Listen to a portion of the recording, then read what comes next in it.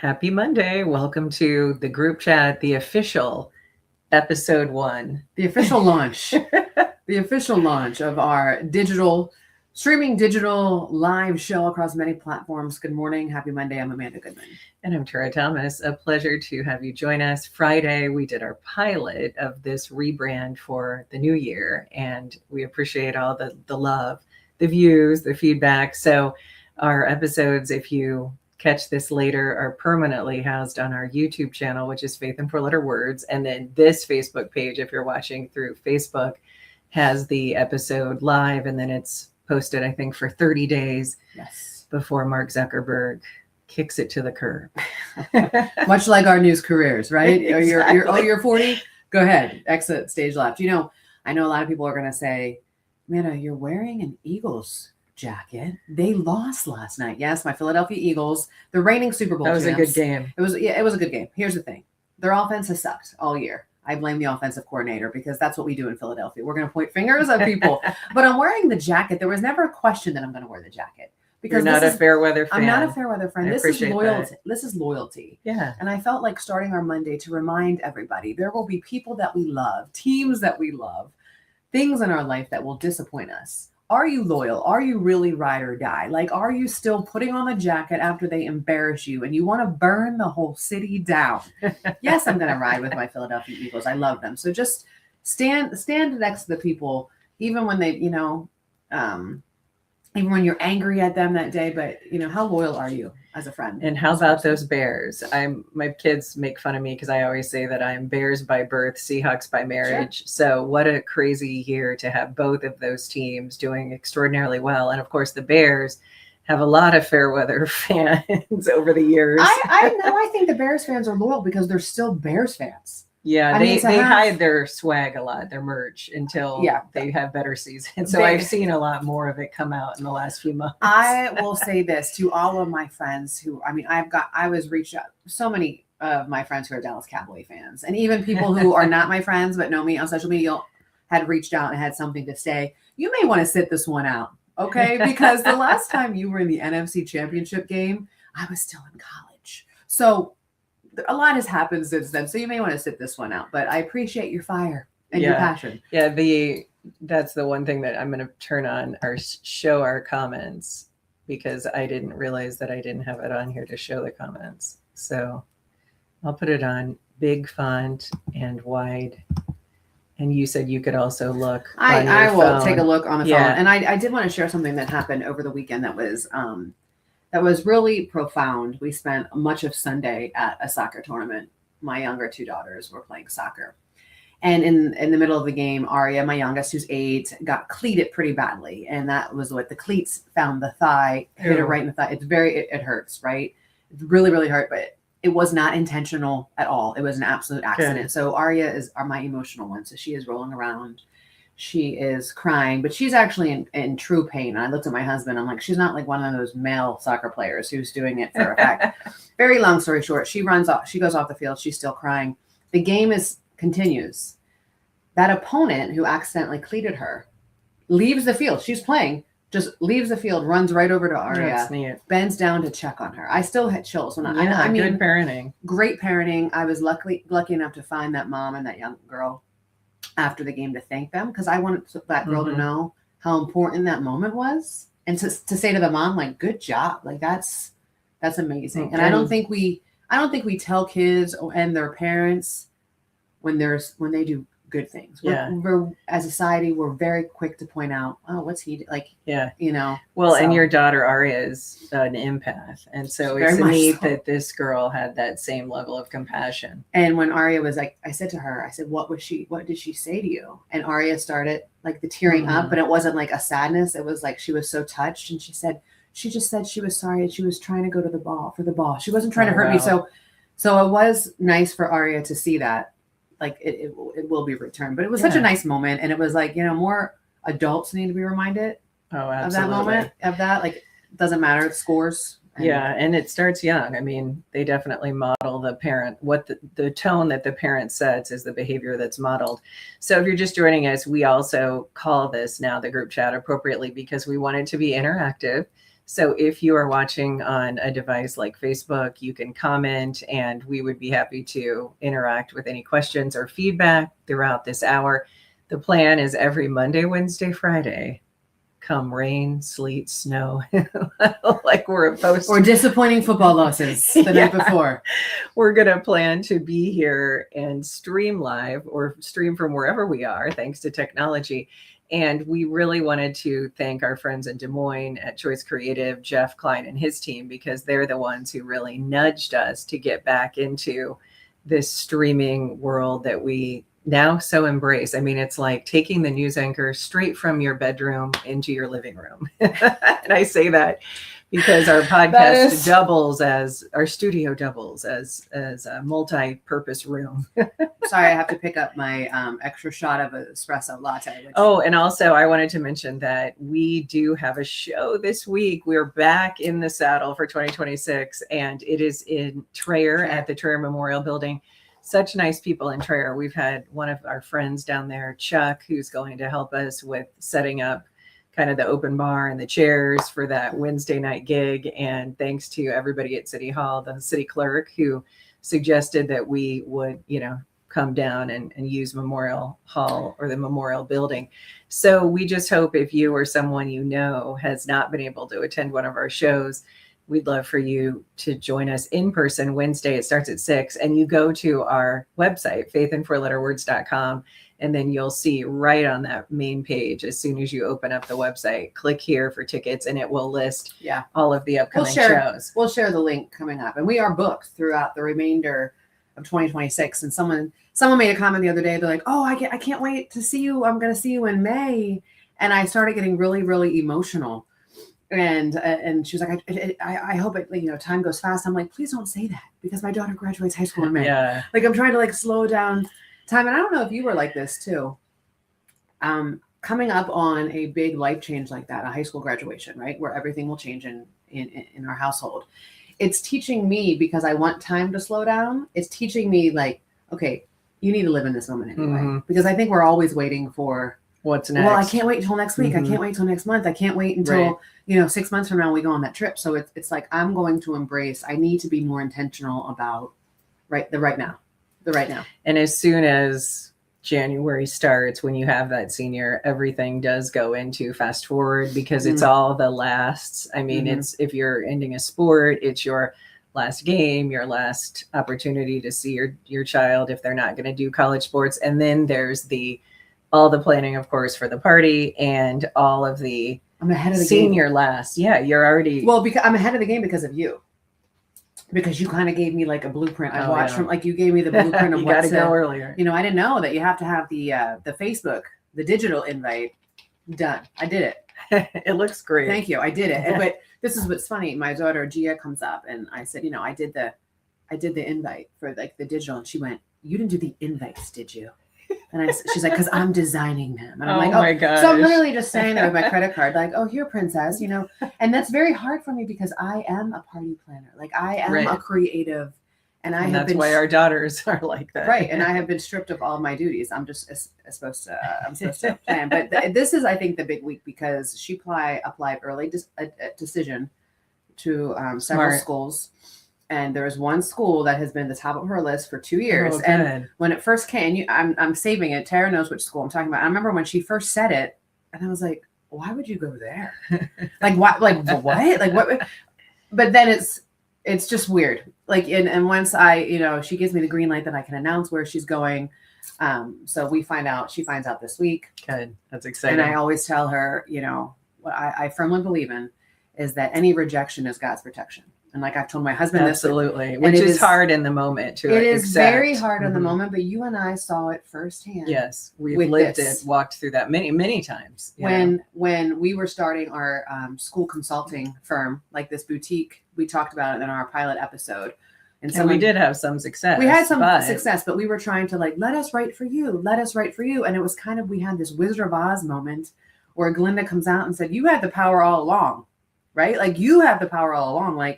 You're using your voices to benefit somebody else. You've done that for years already. Why don't you just go ahead and use your voice for you? Yeah. And that was just, it's powerful. It's so affirming sometimes after you've walked through it to look back, and then you will understand like that door was closed because it wasn't meant for me. But at the time when you feel like something is the right next step, it is so hard to get that door slammed in your face. It's really difficult. Okay, when I just realized when I activated the show comments on stage, it meant show them during the live stream so that everyone can see them. Should I turn that off? Is that distracting? That's probably distracting. Yeah, let's sorry. turn it But off. our friend Monique, our French born friend, she commented, "Good morning to you." And we're so happy that we're going to get to see her next week because she's coming to another show in Prairie du Chien at the Waterfront Hotel. So if you're in that area and you will be available a week from this Wednesday, we'd love to see That you show's almost at sold out. January. Is it January 21st? Yeah. Wednesday the 21st. Yes. So again, great locally owned boutique, Cactus and Cove, Malaya from there. She's one of the people who reached out and said, we'd love to have you come up. And so she really powered that show for us. She was our champion in Prairie du Chien. And I love that they call it PDC. Get it, the acronym for Prairie du Chien. When I first moved to the Cedar Valley, I would see listings in real estate, advertisements like the little magazines you see at the grocery store. And it would say LPC. And I was like, what's LPC? And now I know. I've lived here long enough. I'm a local. It's LaPorte City. Yes, it is. It It is. was like, Great place. you know how when you're not from a place and then you Yeah. have to kind of learn all the little nuances. Well, no, and I 'cause- was like, what is that? Mine was when I was after I got the job at the television station in Waterloo. It was we were looking for homes, and there was a lot of like homes live on the hill, live on the historic hill, and I'm like, I called the news director. I was like, "What's the hill?" Like, Wait, and you're looking around, you're like, everything's very flat. everything's very flat. Like, what is like this is. So That's funny. I have to mention this about football right now, real quick, because it's on my mind. Because as we all know, if you're in Iowa and beyond, everyone knows in the football land, the Iowa State's head football coach, Matt Campbell, got a job at Penn State. Penn State football. It's legendary. I'm from PA. I am worried because I think Matt Campbell is a nice guy. Like, I think I've heard this from everybody who knows him. Like, he's a genuinely nice guy. And it just popped in my head right now. I'm like, shiny light syndrome. I am so worried because people in Pennsylvania and like we are unforgiving. Yeah, they don't extend the same grace to their coaches. No, and that's what I'm worried about. Like here in Iowa, like people are very like, it's okay if you have like 3 or 4 losses in a season, right? Like it's just they embrace their coaches, they love their team. And let's qualify that. I think it's partly because we have no professional teams in Iowa.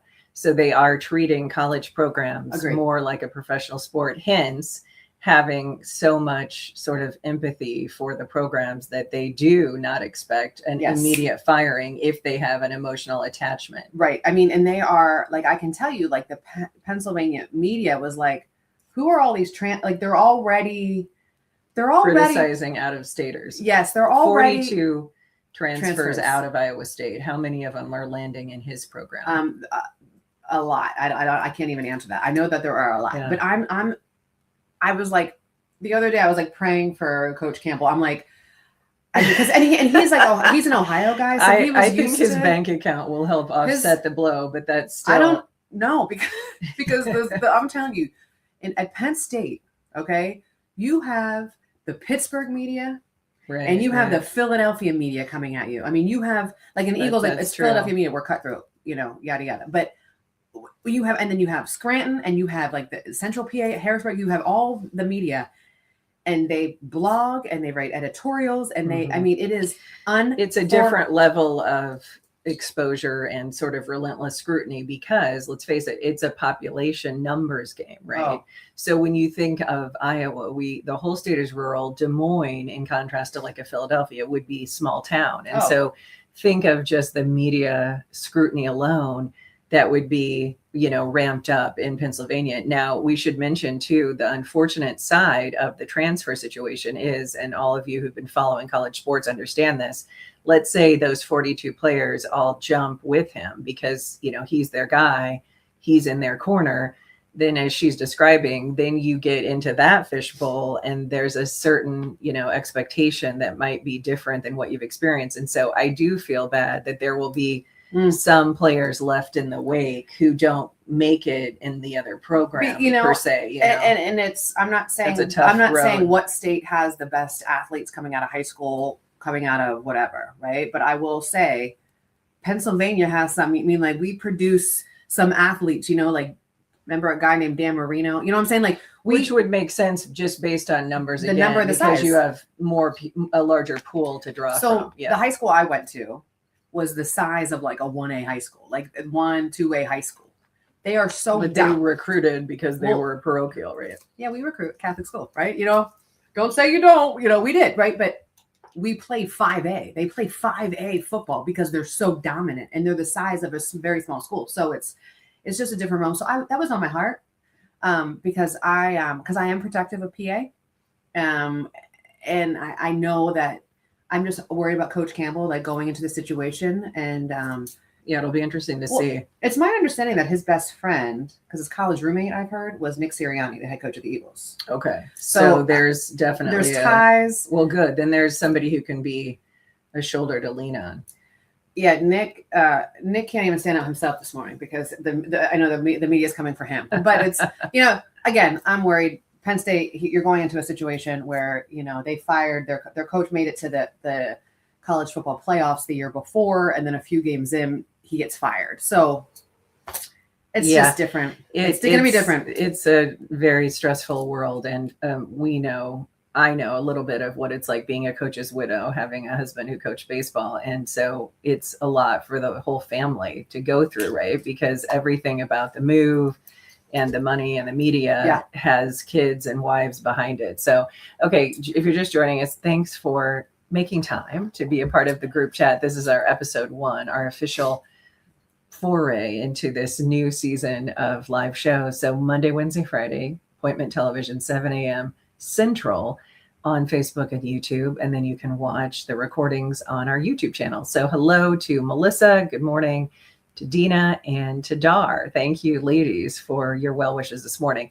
Quick story, horrible turn after our live show this past Friday, which was from 7 to 8, I go into work and had to leave for a quick dental appointment. So of course I was not, and I don't dread the dentist, but I wasn't like excited about going to get, you're sweet. That's so nice of you to say. Cause my husband's got that each person has a certain ability, I've been told, for like whiteners to take effect, and he has the teeth where he can like put on a white strip and then his teeth are really white. And so sometimes in photos I'm like, oh, I don't want my teeth by his.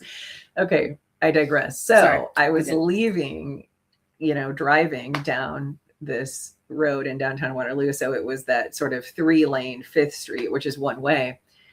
And I admittedly was probably a little bit out of it, as we are on that Friday, especially the first week back from the holidays. And so I wasn't doing anything wrong. But when I was driving, I was just, leisurely, like whatever you're thinking about in the moment kind of zone. And all of a sudden, this car out of nowhere to my right in my periphery comes toward me. And it was almost like, how you're like awakened from your sort of level of like comfort. And I just was, and I mean, it was awful. And when I reacted, I did have the reflexes to try to swerve, but it was too late. So this car bashes into the front right of my small SUV, and I was thrown to a adjacent lane and then up onto the curb. Oh. And so for those of you who've gone through this, you'll remember it's a trauma that I have not experienced in forever. The last time I was in a crash where I was driving and there was a really hard impact, I was in college and I was going to pick up my sister from driver's ed, and she's now like, 48 or 47. It's emotional. So this was the worst part. The shock, as you guys know, thankfully I'm okay. Excuse me, but the shock of like jumping out. And then I realized, the car, that had swerved into me is right up ahead. So I go and I walk over and I find out this woman was pregnant who hit me. Man. And so my heart went out to her. So I've been praying that she's okay, because I'm not, she seemed, in talking to her and the gentleman with her, she seemed okay. But the whole thing was just awful. And then thankfully, because we're a small community, a small town, both police and fire responded like almost instantly as soon as I called, and then other people, passersby, Sure. called. But they were so nice.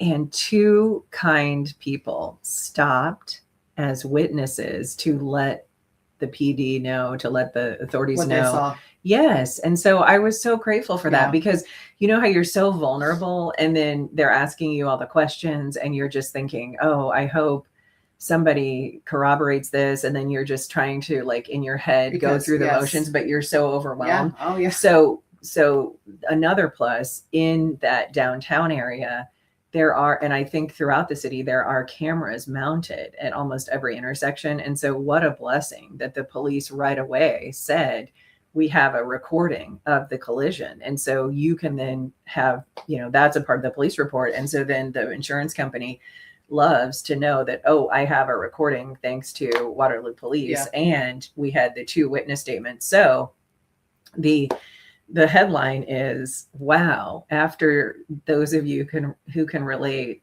have something like come at you literally out of nowhere that jars you emotionally and physically. I mean, you just take stock of everything. So the whole weekend I was just like, I'm just grateful that I'm okay. Mhm. And then I instantly thought of all the horrible accidents that we've seen play out, where the poor girl killed the 15-year-old who attended Dunkerton High School. And then my son has been in class with the girl from West High who she and her siblings were in a crash with their family in Kenya.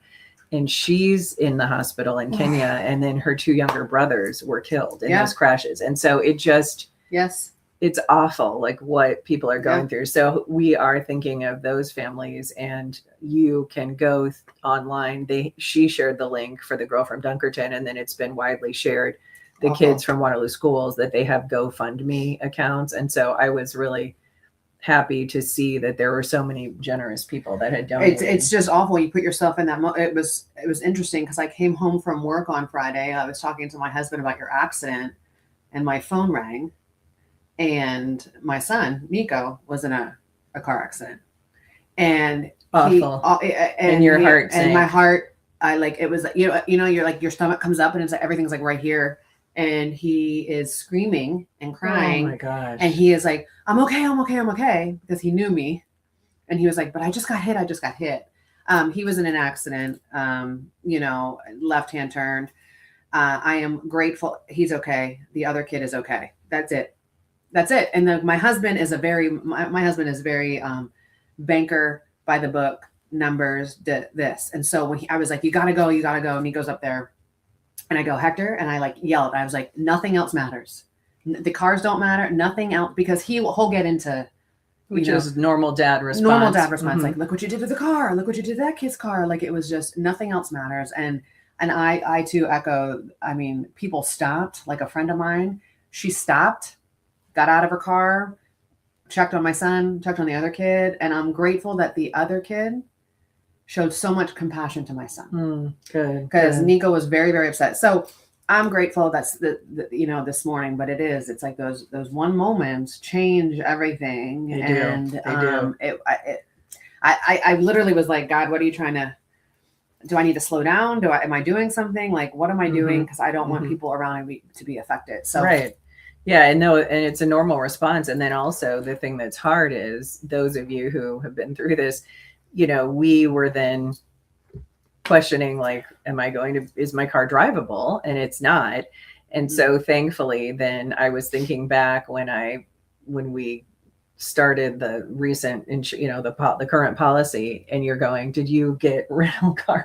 I mean, right. All of a sudden All you're like stuff. worried about the nuances of your coverage. And so thankfully I got another car to drive temporarily, but it's bigger than the car that I usually drive, which normally would be fine. What is it? So I need to know what it is. I want to know how big it is here. So I drive a Telluride, right? And this is an Expedition. Oh, and like so it. I'd rather have a smaller. I don't want a car that big, just because, like, for work, I'm always whipping in and out of parking spots, and I like to have a little bit smaller vehicle. So anyway, I'm not complaining, but it was just one of those things where I was like, oh, okay, this is a little bit larger than the car. It's harder to park in because I drive a big car too. Yeah. So it's be careful with the parking spaces. Oh yeah. I mean, I look like I'm parking. I need my CDL. And so as things unfold, my daughter actually has a car that she drives when she's home from college, and she's going back to college today. So I will resume driving her vehicle starting today. So I get to, and I get to drive her car. So that's always sorry. nice. I'm working on, I have a kiddo at home that doesn't feel well, who doesn't feel well. And so I'm trying to coordinate being like, the mom. Yeah. Charlotte wasn't feeling well yesterday. So I'm hopeful that she feels better today since she has to fly back to school. So that's not fun. How excited is she to get back to warm weather? Very excited. So my daughter's a sophomore at University of Arizona, which is in Tucson. For those of you who can't picture the location on the map, it's about 2 hours, a little bit to the southeast of Phoenix. And so she's loving the experience there. And if all goes as planned, I won't see her until March, which is our spring break. And then she will be home, but not for the whole summer, part of the summer. So I'm really happy that she's thriving and enjoying life. And I say that when I saw her, she came to our show in Cedar Falls. And I've known Charlotte for 13 years. I said she was a little kid, 14 years, right? Is that what we're going on? And I looked at her and I'm like, and I remember, and just the way she carries herself, she just looked different. She had this air of like, it was like this level of maturity, this growth that you just can't. She's always been mature. She's always been like an older soul, but it was just a very different. It was like this elegance about her. Yeah, that's so kind. You definitely will see that, and your daughter similarly will go through that transformation. And so sometimes I think as moms, especially, you have that little heart tug where you're like, oh, that means that they're pulling away from me, but it's a good thing, right? Because you want them to come into their own, and you want them to feel good about a level of confidence and independence that they didn't necessarily leave with. And so all the moms going through the goodbyes of they're back for second semester, I'm right there with you. And now we revert all the attention back to the remaining sibling. Yes. Our baby, my son. And I just laugh, as many of you can relate, when the daughter is home, the eldest, she's his second mom. So there's been a lot of controlling behavior and bossing around. What is that with the oldest? Like, do you know how many times in my house I say, Gia, they need a sister. They don't need another mom. Gia. I mean, and I know she's trying to be helpful, and I don't know what she's trying to help it because she's my sister oldest. Was the same way. Like, and I was the same because I'm the oldest, and I'm the middle, and we're like, back up, people. Like, we're very sensitive. I have to ask you this. We're hitting the 7:30 hour, so want to talk about what we're watching. We want to do this because we need what we're watching, what we're reading. So Gia and I watched on Netflix. It's based on a book, best-selling book, The People We Meet on Vacation. Oh, cool. It's on Netflix. Okay. So I watch that. That book is always like on the bestseller list. It's always like, formatted in any bookstore. Like I almost read it one time, but I don't like romantic stuff, but this was a rom-com. The female actress in it, I've never seen her before. Someone's going to tell me, oh, she's famous. I don't know who she is, but she was fantastic. It was such a feel-good movie. It was really good. It was a wonderful movie. The plot, as Gia said, she's like, I like the plot. I like the story. She's like, some moments are kind of cheesy, but it's a rom-com. So it's The People You Meet on Vacation. It's a book, best-selling book, and it's on Netflix right now. So I watched a lot of the Golden Globes. I thought you were going to say Golden Girls, which I was here for. I'm an award show fanatic. Are you really? But in recent years, my enthusiasm has waned a bit because, admittedly, those of you who have for years watched these shows can relate. A lot of what you see now, I think, has been, so removed from the mainstream of like the cultural zeitgeist, if you will. So there's just so many options for streaming and content that sometimes, they don't really resonate with you the way they did 20, 30 years ago, where there were so few options that we all saw the same shows and we all went to the theater. And now everything is, sort of really piecemeal in terms of what you may or may not be able to have time for or even recognize because you've never even heard of it. I mean, some of these shows were new to me, and I'm pretty plugged in between my son and myself with all of the new content, because he'll point things out to me if I haven't heard about it. So all that said, I called it. I knew that Timothy Chalamet would be very much a hot contender based on what I thought was another breakout performance for him post Bob Dylan biopic in Marty Supreme. Thrilled that he won. And it was funny because, of course, Kylie Jenner, his I think he's been, I say long time girlfriend because I think they've been together for 2 years maybe.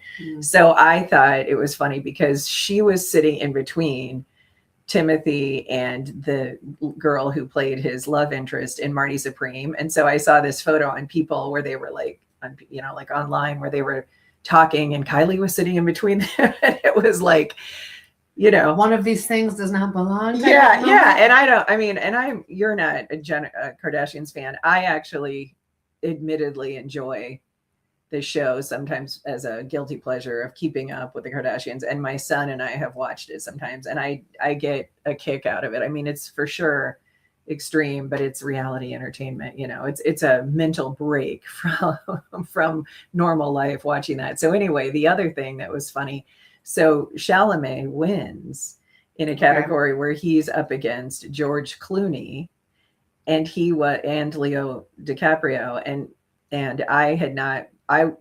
a movie that really swept a ton of the awards was, I can't even think of the name now. I'll look it up. It's the Leo movie, All Battles or something. Yeah, I don't even know. I'm not up on it. Leo Golden Globes. Oh gosh. So anyway, I enjoyed that he was not, snubbed in favor of like the Georges and Leo, because I'm not really a Clooney fan. And so I thought I watched the movie that George was nominated for, Jay Allen, and I agreed with the Globe sort of voters that Adam Sandler, I thought, did a better job in his role in that movie than George Clooney did, because George Clooney was just basically like playing himself. He was playing an actor. Yeah. So anyway. That's how I feel about Tom Cruise. So okay. I think that Tom Cruise is Tom Cruise in every movie. If that makes sense. He just plays himself. Yeah. And George Clooney, let's stay humble. Remember, you started on Roseanne.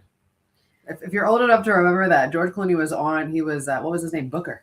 Well, and also, I'm so glad you said that, because that reminds me, is it Wiley? Is that how I say his name? No, Wiley. I loved that he won for The Pit, because season 2, we just talked about this Friday. It just came out. He's excellent in that. And so I had forgotten, because I was not a Grey's Anatomy person. I forgot that he and Clooney, that's how they got their start. And so it's kind of cool that Noah won, because he seems like a genuine guy.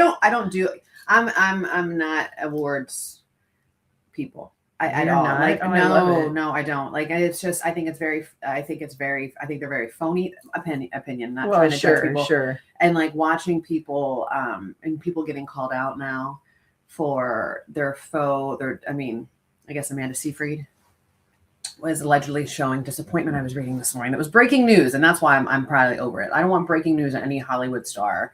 I don't care what they're wearing.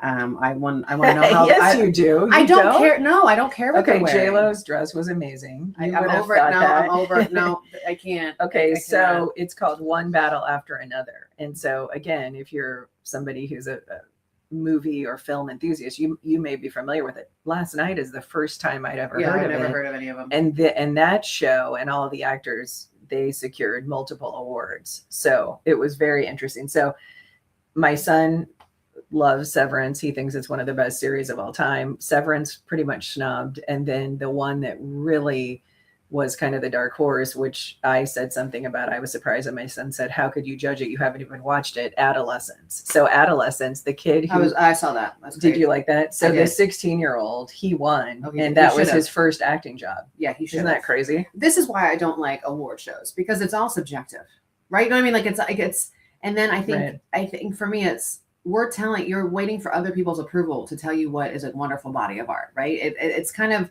I liken it the same to like Emmy Awards. I remember when I got snubbed for a project, a story that I worked on for months that was very personal to me. It was the gun test, that news thing, and it impacted so many people, and it had such a far reach, and I was so passionate about it. And when it didn't even get nominated for a regional Emmy, I was like, it made me second guess myself.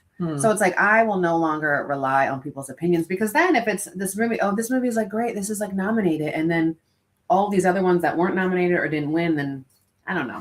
Yeah, but you're proud of your Emmys. Oh, for sure. No. So I mean, I think that's why we do have. There is still weight. Oh, no, that comes with. I'm proud of them, because I mean, like they are hard to hard to get. Like I understand that, but I'm like, for award shows, for me, like I have no desire to see all of that entitlement. And because when I see Hollywood in a room together, I see a group of people who always say, do as I say, not as I do. Oh, for sure. So for me, I'm just like, okay, if you won, congrats. But so the other funny thing, Nikki Glazer, who's a very hilarious. Raunchy comedian, she was the host. So I missed her opening monologue. But then when I went back on X and looked at some of the clips, I thought it was hilarious. Well, within the confines of television that's more mainstream. She did a bit about Leo DiCaprio, which was hilarious. Leonardo. She said that the only time he's so closed off that the only interview that was in depth that she could find was from Teen Beat. And then she said, and I want to congratulate Leo. All of his success and everything he's achieved happened before his current girlfriend even turned 30. That is hilarious. Like, and he was fun. I mean, he took it well. Well, and then also another funny thing is, inevitably some of those people who do win have chosen not to be there, not to attend. So for all the comedy specials that included Kevin Hart and Bill Maher, and both of whom I respect as very entertaining people, I thought it was funny that Ricky Gervais won. He was not in attendance. And you may recall that he had one of the most scathing monologues in the history. Where he called everybody out. Yes. And so he was probably in some ways feeling like, I'm not going to dignify an award show like that with my presence. So I loved that he won, because he is funny. But here's what I find, and if you've ever watched him, you'll get this, because his stand-ups are through the lens of English humor.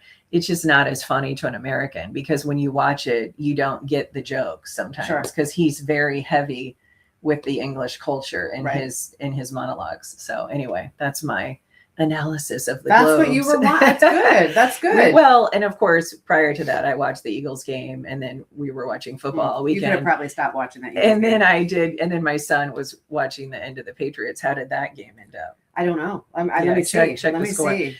So if you're just joining us, it is what time? 7:37, and we are launching this inaugural season, we're going to call it, and it will extend hopefully into many seasons of the group chat, our rebranded morning show every Monday, Wednesday, Friday at 7 a.m. 16-3 Patriots won over the Chargers. Oh, that's right. I did know the Chargers lost. I just went into the news boy. That's what I do normally. And I'm going to start filling in sports. Amanda Goodman. I used to love when they would give me, there were a couple times the sports guys were not there.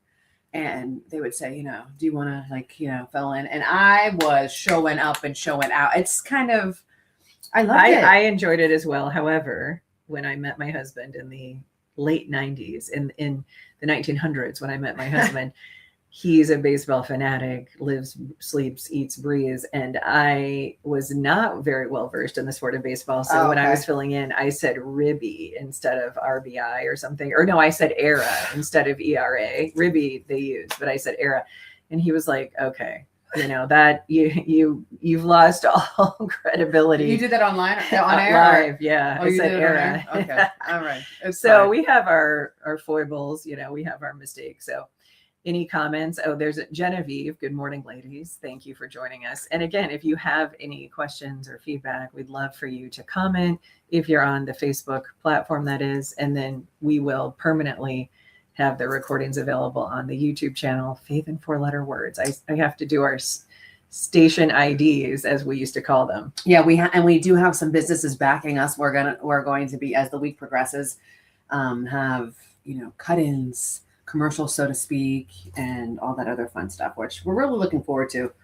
I have to do making it more official. Making it more official. And are we reading these days? Because I just read, I got into reading this past year. Yeah, that's what you said, which is great. It's amazing. And it's because people would post about all the books they're reading. And so when people post stuff like that, like this is my workout I'm doing, or this is the book I'm reading, I know it looks annoying, and sometimes people are like, why do you keep posting it? That stuff inspires me. Mm-hmm.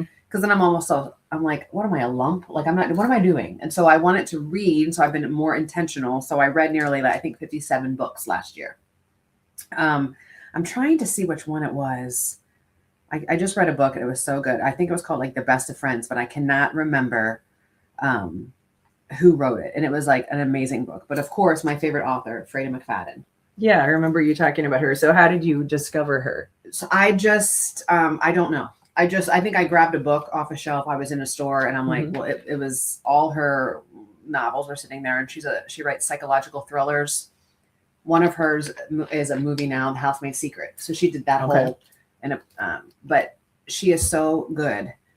And I want to do a psychological thriller because I think it keeps my mind fresh. Because I'm like, I always have this figured out, and then she flips it. Like she makes you think that you have it figured out, and then that homegirl is like, no, I'm going to flip it twice over. So it sounds like good books to adapt to movies. Oh, they are. But then I won't watch the movie. Right, because it'll ruin it for you. It'll ruin if you the worst movie. My daughter and I, we went with her good friend, and her mom is my really good friend. We went to go see this movie called Regretting You, and I regretted every minute I was in the movie theater. It was the worst movie I've ever seen. I think it was based on a book. Was it a Colleen Hoover book, or it was some author? It was awful. I regretted every minute. It was so cheesy and like cliche.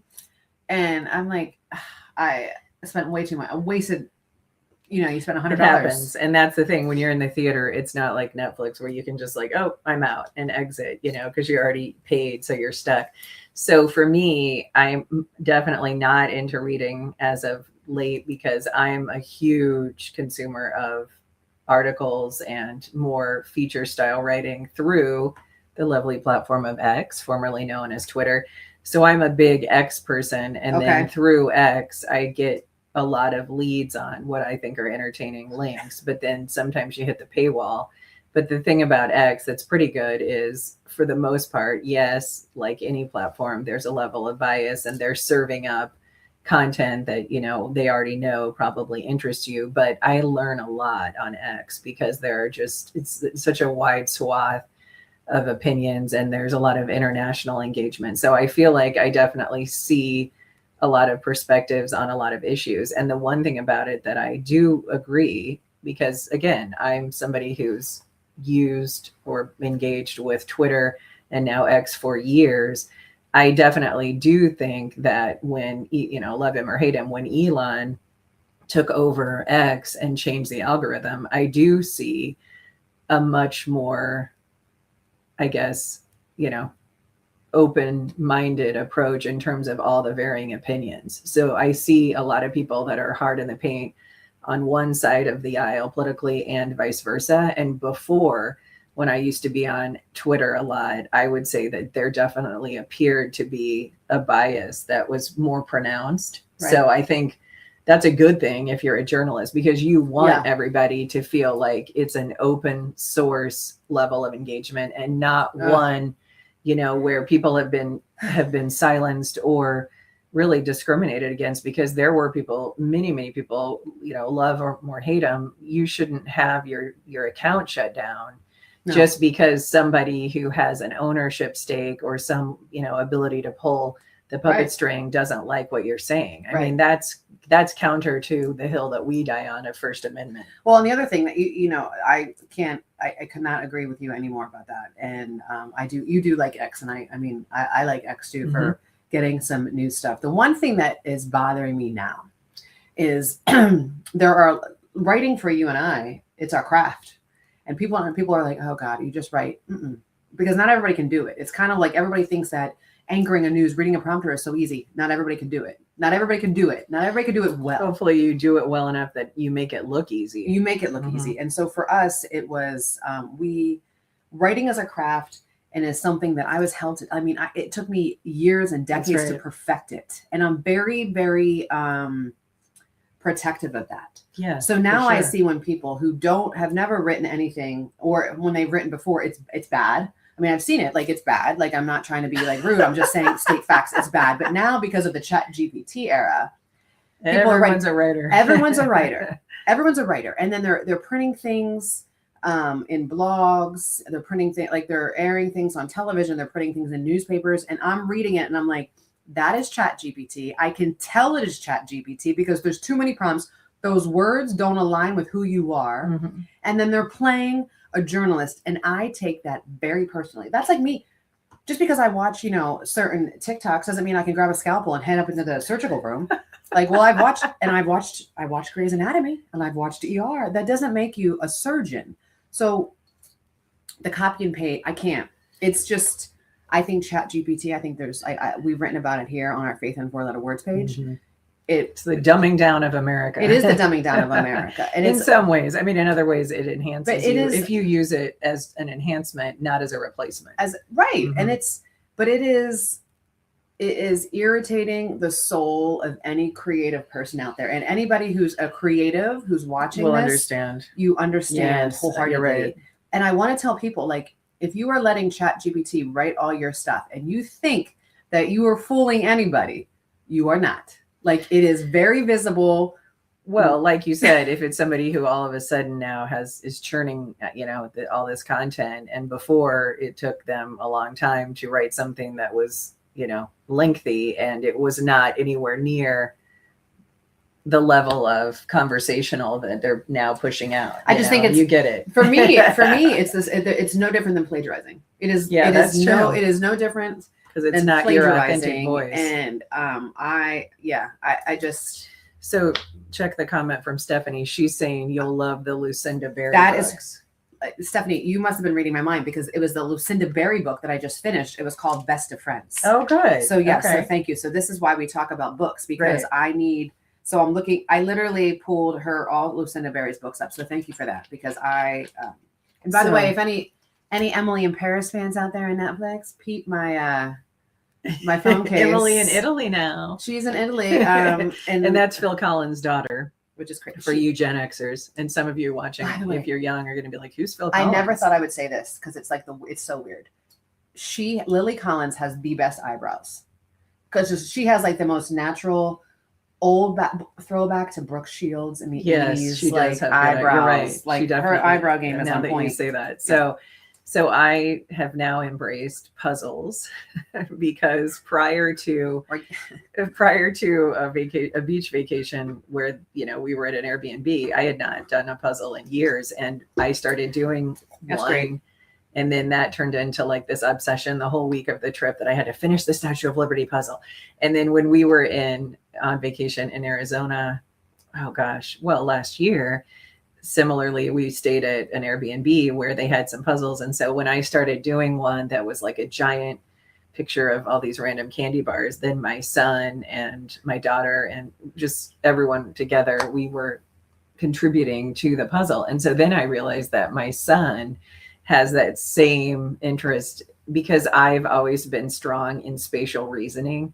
And so I am, that's just a strength that how they say, like, identify your strengths. And I would say I'm strong with spatial reasoning. So I can look and my husband acknowledges not. And that's so intelligent of you to say, like, I'm strong in spatial reasoning. I'm strong in telling people off. That's my strength. Like, and there's my educated friend. So I can look at something, for example, if I had a box from IKEA right now and you had all the parts and all the things, I would be able to help to visualize what goes where. And so then my husband is the type who would feel like he couldn't figure out which way to put. That's me. I'm Dave. But that's normal. And so we complement each other in that way because he's the, muscle behind it. And then I could say, okay, this goes here. So it's interesting because I think I've just sort of discovered that over the years that my son has that similar gift. So when he can sit down with me and do puzzles, we're able to really visualize and turn the pieces. That's great. Yeah. So anyway, I'm working on a Seahawks puzzle right now, and it was a gift for the kids for Christmas. And so finally the dining room table is being utilized because we're doing puzzles.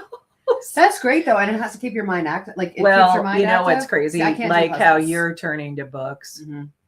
To feed your soul, but also just as an escape. Yes. For me, just this past week when I was having feelings of stress, or I was kind of That helped. it was almost like just coming home and then walking by the puzzle and then, oh, I'm gonna sit down. Then it's just a mental break That's for good. you to be able to do that. I can't do puzzles. I get real like this, like I just get irritated. Like I'm not spatial reasoning. Like I'm not that one. I'm not that one. But it's, it is interesting because a couple years ago when I was still drinking alcohol, I would have been like, let me take the shot before I do this puzzle. Yeah, no, literally, like, Are you serious? Hit me up on that fireball, like, or like it was unhealthy coping. Like after my son, like, oh, I see what you're saying, as a way to cope with stress. I thought you meant as a way to like get your mind ready for the puzzle. That too. But I would have been. It was literally like a coping. Like I would have. And that for me is food. Well, like I joked, like we always joke. Like I would say, like several years ago, this team makes me drink. And last night I would have been like slamming back, an entire bottle of Pinot Grigio watching. And then I would have woken up still angry, still sad that they lost. And then feeling like the worst hangover. When my son was in that fender bender on Friday, I would have been like taking that glass of wine like take the edge off. And it's so silly that I was literally using like poison. And I don't know. I don't think that's silly at all. I mean, I think it's good that you can understand that pattern of behavior now, because we all have that go-to sometimes vice as a coping mechanism. And the thing that's really half the battle, I think, is acknowledging, like, is your default way to manage and handle stress damaging to you and others around you? And so at some point, if you can like adjust that behavior, like that's a win. But it's so hard because I mean, I get it. When you're stressed, in your case, you no longer do this, but you used to feel like, okay, alcohol was a comfort. For me, it's like a cinnamon roll. And there's nothing wrong with that. I mean, there's nothing wrong with that, but that's alcohol was like a comfort. And for me, it was elegant because it was like, I have a glass of wine. I'm an adult. Yeah. Our culture has normalized that for women, because they always say, and it's not, and I'm not judging this by any means, because I've never been somebody who drinks at all. So it's not like I really have like a pre and a post life, but I think it's just interesting how when you think of like all the things you see in those like cute little like gift shops, now everything's like Wine Wednesday, and there's just a lot of play on alcohol. It's accepting it, and it's I could not have a casual glass of wine. I couldn't have a casual glass, like, let me just sip on this. Like, if I'm going to put that calorie into my body, then I want it to feel something. So, but it was funny last night. My grandmother and I were very close. My grandma Grace, Sicilian, hot-blooded. She died many years ago. When, like, I guess we're on 13 years or 12 years since she died. She and I were very close. And when I would stay with her for like 2 weeks in the summertime, we would end our night every night with a bowl of cereal. And she's like, whenever you're having a bad day, you have a bowl of cereal and you'll feel better. And we did. We would have Raisin Bran. And so last night it was so funny. I was so stressed out about this game. And then it was like 9:00 at night. I go into the kitchen and I pour a bowl of my daughter's like Cocoa Pebbles. I threw some blueberries in there. Oh, they're so good. Those are so good. And I just sat in my bed and ate a bowl of cereal, and it literally calmed me. Like, it was a healthier coping mechanism than slamming. It was a healthier. So I ate my bowl of cereal and I read a book. I picked up another book. So it's so funny. Like, I love that you do puzzles. But I just started this. So again, don't be. Are we doing bingo now? I'm like, well, yeah, don't be averse to picking up a habit that you maybe have never done as a new hobby in your later years. Like, will you knit? Like, I know a lot of women get it. Because I'm left-handed. So every person who's tried to teach me is right-handed. Oh, so that's kind of weird. Are there any left-handed knitters out here that can get? I don't think I have the patience. Do you know what I used to do? Do you remember those crocheted? Yeah, I love. Yes, pot holders. Yes, those are so fun. I love those too. So I can do those. I was a latch hook girl. I entered my Bugs Bunny latch hook, big framed latch hook project in the Heart of Illinois Fair, and I did win a ribbon. You're a fair girl. You won at the fair. We don't. Yeah. No, I did not. I also entered my fudge. My mom helped me make it. It was the recipe on the back of the marshmallow cream container, and I got a blue ribbon. Marshmallow fluff. Oh my God. Why Yeah. is that the greatest thing ever You guys created? call it fluff, but Of course we in do. the Midwest, it's isn't like it a fluff- marshmallow cream. Don't you call it a fluffer nut? I don't like the word No, cream. I know. Okay. That's I'm just so I did, but I do not bake now. I don't even Wait cook. a minute. Okay, so- I have to ask that. Did you have a fluffer nutter? Did you have peanut butter and the fluff? No, it's not peanut butter. It was the marshmallow cream. No, but did with- but did you ever make a fluffer nutter? A fluffer nutter is the marshmallow, your cream, the marshmallow fluff on top of peanut butter and a sandwich. No, I mean, I know people that like that though. Yeah, I've heard about that, but I'm not a huge peanut butter sweets person. I don't like peanut butter ice cream.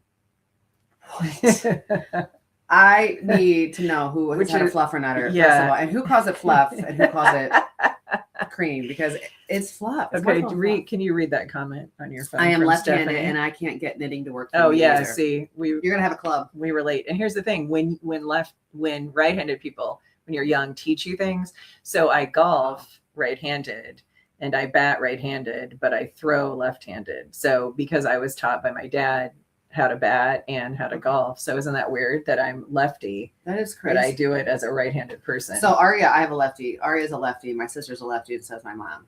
But Aria, yeah, she will write lefty, but then she's ambidextrous in sports. yes, so that's how I she's- was, because yes, a lot of yeah, it is just like who that. teaches you, So, okay, well, we are actually close to the end of our hour. Time flies when we're having fun, and thank you for sticking it out with us for the first hour of the official group chat season that's commencing. And with, I'm going to end on a 4-letter word, and you're going to end on some faith. So Yeah. the 4-letter word for today is grit.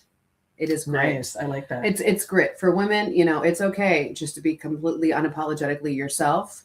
There's something about women.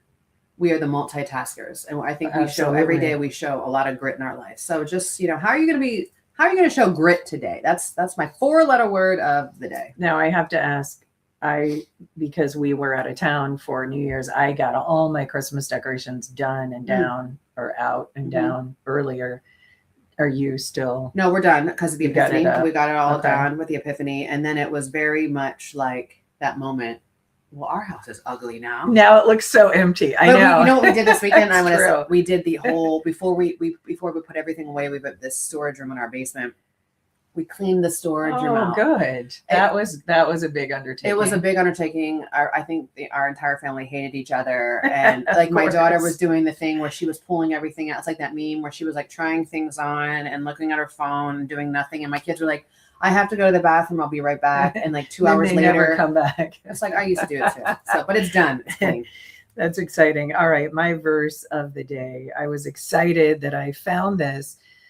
Excuse me. This actually was a verse that came across through the Daily Verse on the YouVersion app. For those of you that ever use that, it's a really popular app, and it's looks like the Holy Bible, or that's what they call it anyway. But it's technically YouVersion, and it's available in the App Store. So I've always had that as an easy way to access Bible verses. And the verse that came up that I wanted to share, it really hit very personally to me, because it's 1 Timothy 4:12, and it's don't let anyone look down on you because you are young, but set an example for the believers in speech and conduct, in love and faith and in purity. And so this came across as the verse of the day yesterday. And so I screenshotted it to my 19-year-old daughter, and I sent it to her, because she's somebody who really has embodied in recent years not being afraid to speak out about her faith. And so while she was home, in high school, she led a Bible study